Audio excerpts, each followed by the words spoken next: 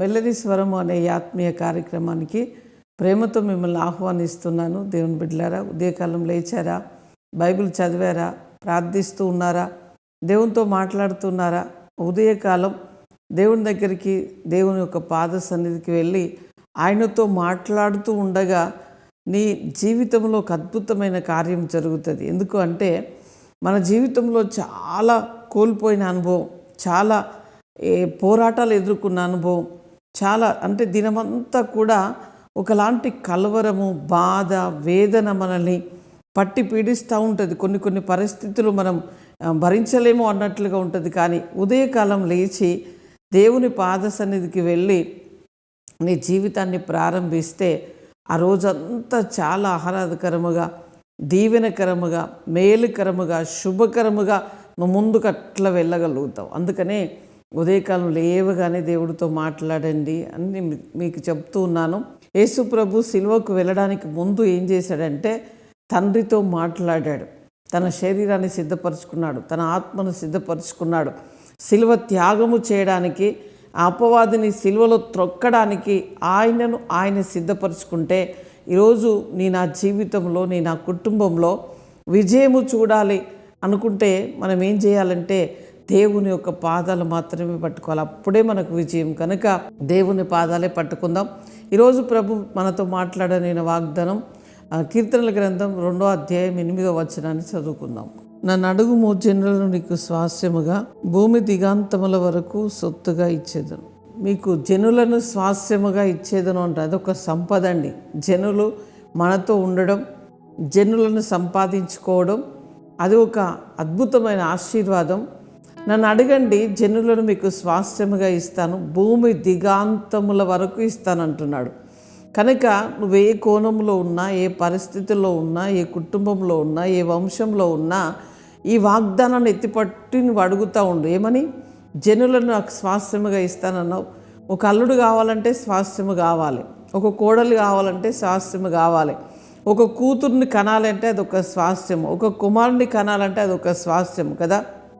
సేవకులకైతే అనేక పట్టణాలు, రాష్ట్రాలు, దేశాలను సంపాదించాలి, అదొక స్వాస్థ్యము.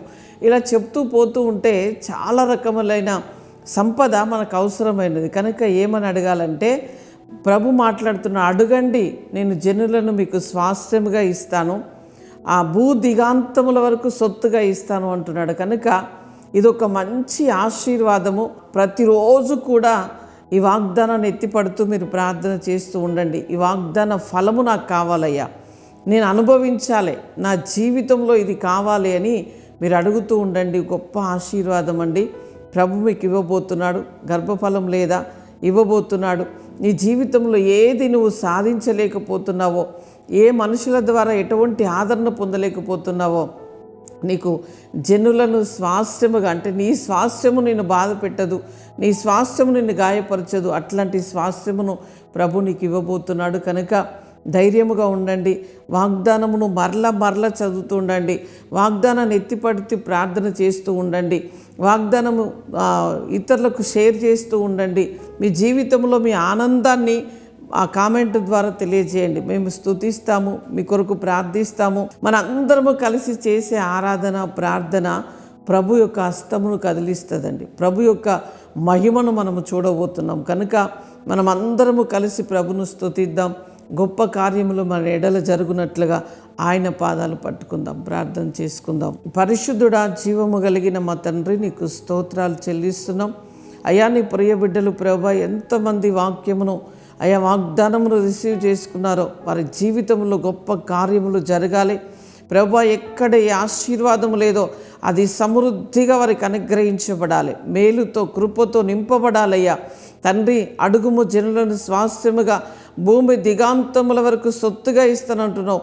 నీ బిడ్డలకు సొత్తైన ప్రజలను ఇవ్వండి, అద్భుతాలు చేయండి, గొప్ప కార్యములు చేయండి అయా. స్వస్థతను కలుగజేయండి. అనారోగ్యంతో ఉన్న బిడ్డల్ని నీ గాయపడిన హస్తముతో తాకండి ప్రభువా. నీ బిడ్డల చేతి పని, ఉద్యోగము, వ్యాపారము దీవించబడాలి. వారి బిడ్డలు చదువుకుంటున్న చదువులన్నీ కూడా దీవెనకరముగా మార్చబడాలి. ఎగ్జామ్ రాస్తున్న బిడ్డలకు మంచి జ్ఞానము, జ్ఞాపక శక్తి వారిలో ఉన్న భయాన్ని తొలగించండి. నీ తోడు కాపుదలను దయచేయండి ప్రభా. ఈరోజు పెళ్లి రోజు, పుట్టినరోజు జరుపుకుంటున్న బిడ్డలకు అయ్యా శుభము, దీవెన, ఆశీర్వాదములు పలుకుతున్నాం. వారందరి మీద నీ దయ ఉండాలి. ఈ సంవత్సరం అంతా నీ దయతో వారు నడిపించబడాలి, మేలుతో నింపబడాలని అయ్యా నీకు మహిమ చెల్లిస్తూ యేసు నామంలో అడుగుచున్నాం తండ్రి. ఆమేన్, ఆమేన్. Praise the Lord. God bless you.